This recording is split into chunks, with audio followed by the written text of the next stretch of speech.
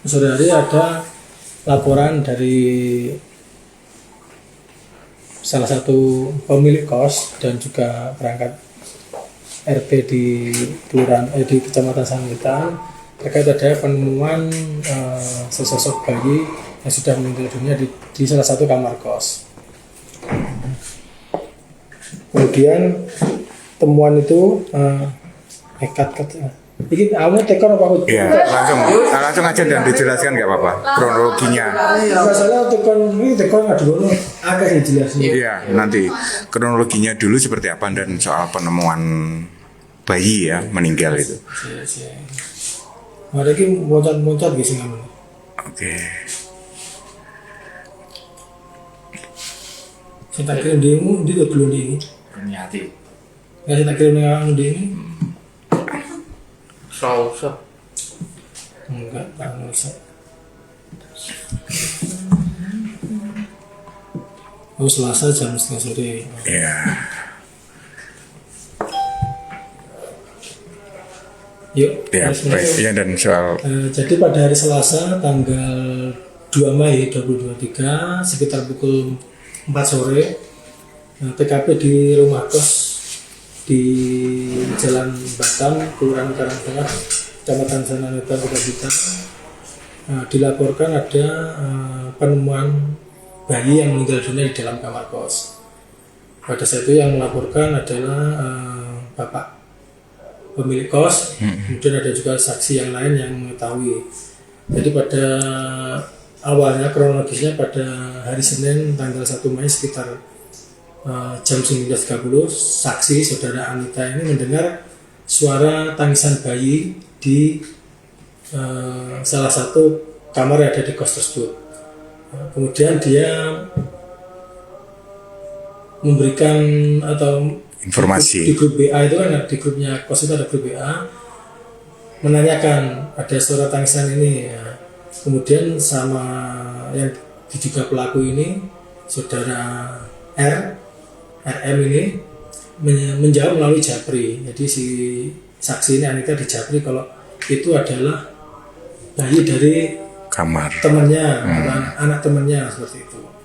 Nah, kemudian pada hari esoknya pada hari Selasa tanggal 2 Mei sekira pukul 12 siang saksi ini kembali melintas di depan kamar kos si terduga pelaku tersebut saudari RM. Nah, pada saat itu tanpa sengaja sambil melihat di kamar kos tersebut ada bekas darah. Kemudian diintip oleh si saksi ini karena curiga, tapi tidak berani untuk menegur. Kemudian saksi ini kemudian menelpon kepada pemilik kos atau bapak kos. Dari hasil kepada pengelola kos tersebut, saksi bersama dengan pengelola kos akan mengecek kamar tersebut. Ternyata pada saat tersebut kamar tersebut sudah kosong, sedangkan terduga pelaku ini keluar. Setelah kita lakukan pengambilan keterangan kemarin, yang bersangkutan ini ternyata pulang ke Pabungrejo, ke rumah. Nah, kemudian dihubungi kembali oleh si saksi yaitu pengelola kos itu Pak Saudara Restu ini ditelepon untuk kembali ke kos-kosan karena penting. Nah, setelah kembali dilakukanlah pemeriksaan di kamar tersebut, ditemukan sosok bayi yang sudah meninggal. itu posisinya seperti apa? Waktu ditemukan bayinya itu posisinya masih di kamar, terus dibungkus atau seperti apa? Posisinya untuk bayi ini pada saat ditemukan masih ditutup jaket dengan perlak, dengan posisi wajah masih terlihat. Dan sudah meninggal ya? Pada saat pergi meninggalkan bayi kamar kos, ini pelaku ini menutup dengan pelak, kemudian ditutup jaket, tapi dengan posisi wajah kelihatan, masih ada wajahnya kelihatan. Tapi itu sudah meninggal ya ketika ditemukan Selasa itu. Pemeriksaan sementara dari terduga pelaku eh, si pelaku ini melahirkan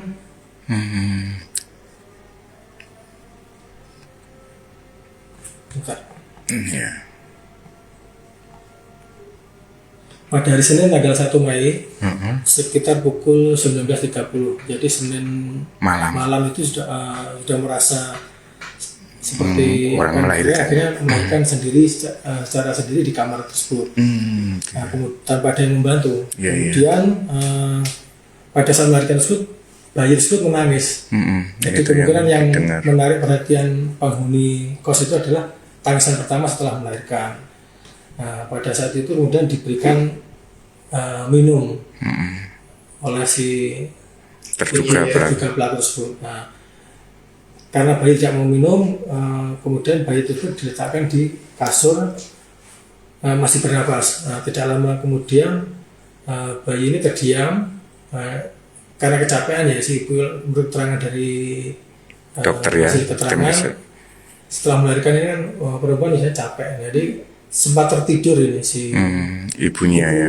Ibunya ini sempat tertidur, terbangun sekitar pukul 1 karena merasa lemas, mengetahui bayinya tersebut sudah tidak bernafas. Jadi karena mungkin ini kan kita masih menduga melahirkan secara sendiri, nggak ada yang bantu, kemudian tertidur itu ya. Dan tertidur, nah, si bayi ini nggak ada perawatan ya. Tidak ada pertolongan pertama seperti itu. Dan bayinya perempuan atau laki? Untuk bayi perempuan. Perempuan. Saat ini masih dilakukan proses otopsi. Otopsi ya. Baik, untuk kelanjutan artinya untuk kasusnya ini sementara masih proses penyelidikan. Untuk saat ini ya untuk terduga pelaku ibu tersebut masih dilakukan pemeriksaan. Artinya tentunya dengan hasil keterangan dan juga menunggu hasil otopsi, dugaan atau sangkaan pasal mungkin adalah kekerasan terhadap anak. Iya. Statusnya masih saksi ya berarti saksi pelaku atau saksi, kemungkinan nanti akan dinaikkan, kan masih ada waktu 1-24 jam sambil menunggu hasil otopsi dari bayi tersebut. Dan terduga pelaku ini sudah nikah atau tidak? Iya. Untuk statusnya masih single atau bukan? Single ya. Secara singkat tadi hasil keterangannya yang bersangkutan ini sudah punya pacar, inisialnya R, yang sekarang yang bersangkutan ini kerja di Sumatera di daerah Palembang. Jadi sudah kenal 2 tahun ini, kemudian Januari kemarin pacarnya ini yang si R ini kerja di Sumatera. Sumatera. Udah tahu kalau dan memang merencanakan akan menikah tahun ini bulan Oktober. Kedua keluarga juga sudah ketemu. Itu kalau untuk si terduga R ini adalah karyawati salah satu waralaba minimarket ya, waralaba di Tanigor. Oh berarti dia itu melahirkan sendiri ya karena mungkin itu hubungan di luar nikah ya, artinya kok nggak pulang ke keluarga waktu itu. Kemungkinan untuk keluarga ini tahu apa enggak proses kondisinya belum tahu ya. Antara kehamilannya ibu ini dengan pacarnya sudah tahu. Sudah tahu, cuma dan memang rencana mau menikah Oktober. Baik.